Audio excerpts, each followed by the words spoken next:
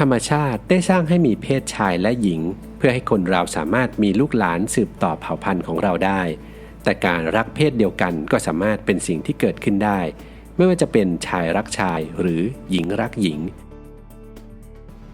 เช่นเดียวกับสัตว์โลกสายพันธุ์อื่นๆก็มีพฤติกรรมรักร่วมเพศได้เช่นเดียวกับมนุษย์เพราะความรักถือเป็นสิ่งที่เกิดขึ้นได้โดยที่ไม่อาจหักห้ามใจและในบางครั้งก็อาจเป็นไปตามสัญชาตญาณตามใจปรารถนาเราจึงรวบรวมเอาสัตว์9ประเภทที่มีผลการศึกษายืนยันได้ว่ามีพฤติกรรมรักเพศเดียวกันมาให้ได้อึ้งกัน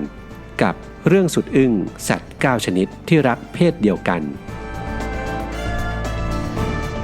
ชนิดที่1นกเพนกวินแมจิกกับสเฟนอาศัยอยู่ที่สวนสัตว์ซีไลฟ์ซิดนีย์อะควาเรียมในออสเตรเลียเจ้าหน้าที่สวนสัตว์สังเกตเห็นว่าพวกมันแยกตัวออกมาสร้างรังอยู่ด้วยกันซึ่งแสดงออกถึงสัญชาตญาณตามธรรมชาติว่าอยากสร้างครอบครัวทว่าทั้งคู่เป็นตัวผู้อย่างไรก็ตามเพื่อให้ความต้องการของพวกมันกลายเป็นจริงทางสวนสัตว์จึงนำไข่ที่เกิดจากการผสมพันธุ์ของนกเพนกวินคู่อื่นที่พ่อแม่ไม่สนใจมาให้แมจิกกับสเปนฟักและเฝ้ารอดูต่อไปว่าทั้งคู่จะทำหน้าที่เลี้ยงดูลูกน้อยได้ดีเพียงใด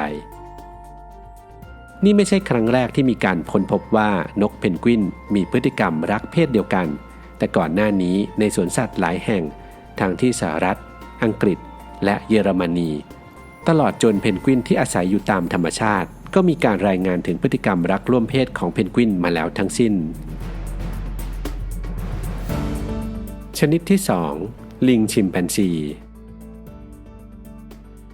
มีสมมติฐานทางวิทยาศาสตร์มากมายยืนยันว่าบรรพบุรุษของมนุษย์นั้นมาจากลิงเช่นเดียวกับรสนิยมและพฤติกรรมทางเพศของคนเราก็อาจคล้ายคลึงกับลิงเป็นอย่างมากเป็นที่ทราบกันโดยทั่วไปว่าลิงชิมแปนซีชอบแสวงหาความสุขทางเพศเพื่อรักษาความสามัคคีในกลุ่มและผ่อนคลายความเครียดด้วยการมีเพศสัมพันธ์ไปทั่วแม้แต่กับเพศเดียวกันโดย2ใน3ของชิมแปนซีที่มีพฤติกรรมรักร่วมเพศนั้นเป็นชิมแปนซีตัวเมียในขณะเดียวกันลิงตัวเมียเหล่านี้ก็สามารถร่วมเพศกับลิงตัวผู้ได้ด้วยเช่นกันชนิดที่3ลิงแสมยังคงต่อเนื่องกันอยู่ในหมวดของลิงแสมทั้งตัวผู้และตัวเมียชื่นชอบกิจกรรมการมีเซ็กส์กับเพศเดียวกัน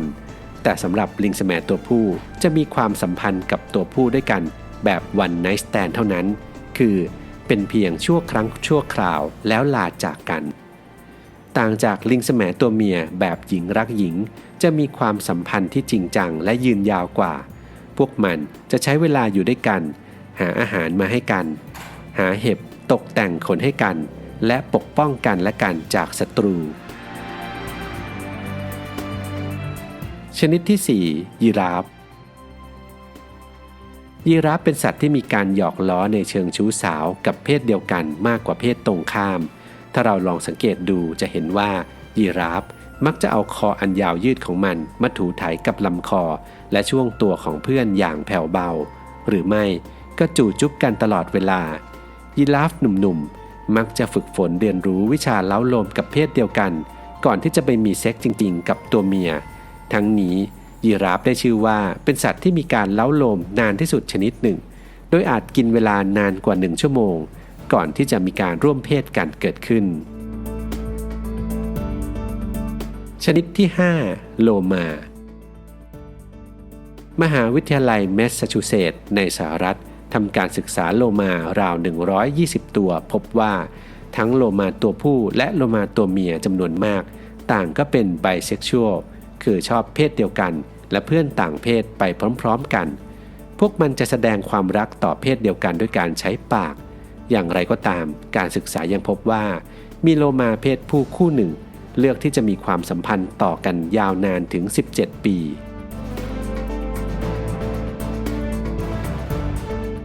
ชนิดที่6สิงโต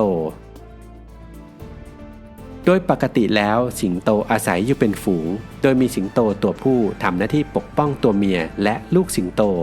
โดยในแต่ละฝูงอาจจะมีตัวผู้ที่ทำหน้าที่ที่ว่านี้อยู่ประมาณ 2-4 ตัวและเพื่อสร้างความเชื่อมโยงต่อกันจึงพบว่า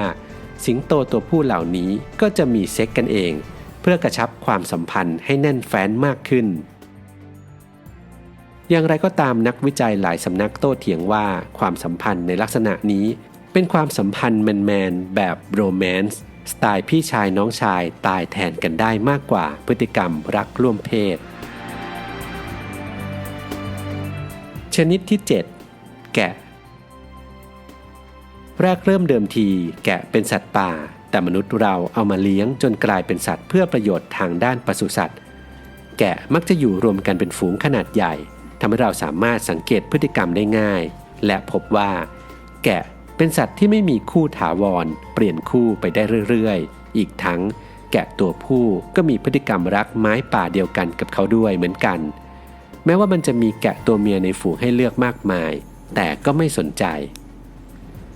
แกะนั้นยังเป็นสัตว์ที่มนุษย์นำไปทำเป็นสัตว์ทดลองทางวิทยาศาสตร์เสมอมา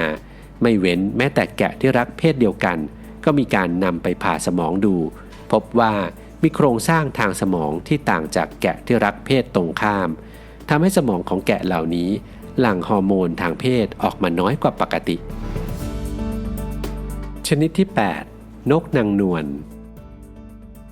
เมื่อกว่า40ปีที่แล้วมีนักวิทยาศาสตร์ค้นพบว่าที่เกาะเล็กๆแห่งหนึ่งในซานตาบาบาราของสหรัฐมีนกนางนวลจำนวนไม่น้อยหรือมากกว่า 14% ของนกนางนวลที่เกาะนี้เป็นเลสเบี้ยนคือตัวเมีย2ตัวจะอาศัยอยู่ในรังเดียวกันช่วยกันเลี้ยงดูลูกนกโดยอาศัยนกนางนวลตัวผู้ทำหน้าที่เพียงแค่สืบพันธุ์เท่านั้นซึ่งการศึกษานี้นับเป็นครั้งแรกของการรายงานถึงพฤติกรรมรักร่วมเพศในสัตว์ป่าและสร้างการถกเถียงในแวดวงทางวิชาการอย่างมากในยุคนั้นชนิดที่ 9 นกอัลบาทรอสนกอัลบาทรอสที่อาศัยอยู่ในเกาะแห่งหนึ่งของฮาวายก็พบพฤติกรรมเลสเบี้ยนด้วยเช่นกันประมาณ 30% ของนกที่นี่เป็นหญิงรักหญิงที่รักเดียวใจเดียวจะมีคู่เดียวไปจนตายจากกันช่วยกันเลี้ยงลูกน้อยและแน่นอนว่านกอัลบาทรอสตัวผู้จากครอบครัวอื่นก็จะมีหน้าที่ช่วยในการสืบพันธุ์ให้กับเหล่าอัลบาทรอสเลสเบี้ยนนี้ให้มีครอบครัวที่สมบูรณ์ได้ไม่ว่ามนุษย์หรือสัตว์ต่างก็มีรสนิยมทางเพศเฉพาะตัวที่อาจเป็นผลมาจากโครงสร้างทางร่างกายที่สามารถอธิบายได้ด้วยเหตุผลทางวิทยาศาสตร์และชาติพันธุ์ดังนั้นไม่ว่าเราจะชอบผู้ชายผู้หญิงหรือเพศอื่นๆเราก็สามารถอยู่ร่วมกันได้ในสังคมอย่างเท่าเทียมกันเกื้อกูลกันและอาจจะสามารถร่วมมือกันเพื่อให้เผ่าพันธุ์ของเรายังคงสืบต่อไปเหมือนเช่นเดียวกับสัตว์ที่แม้จะเป็นเพศเดียวกันแต่ก็อยู่ด้วยกันและช่วยกันเลี้ยงลูกด้วยก็เป็นได้